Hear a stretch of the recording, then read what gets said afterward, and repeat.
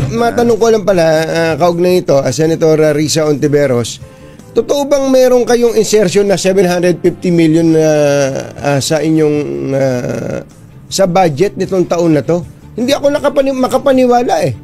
Kambatsero, hindi ako makapaniwala na may flood control insertion si Senator Risa Hontiveros hanggang ngayon. Hindi ako makapaniwala kasi kahit na sinabi ko na sa'yo, Kumbatsero. Kahit ako pa nagsabi. Parang mas gusto kong masakit naman yan, Kumbatsero. Sige, naniniwala na. Ayoko nasasaktan ka. Hindi kaya po hindi ako makapaniwala sapagkat si Senator Risa Hontiveros ay bumoto ng against doon sa BICAM report. Di ba, may ratification ng Senado?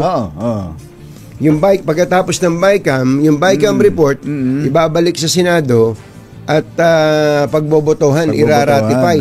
Dalawa silang hindi bumoto eh.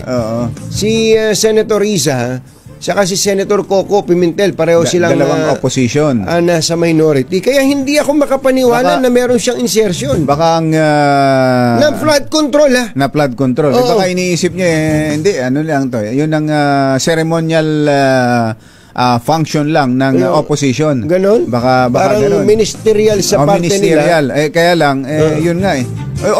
Hindi kaya may ibang nagparking din kay Senator Risa? Wala naman siyang garahe. Ikaw nga magpaliwanag, Senator Risa. Bakit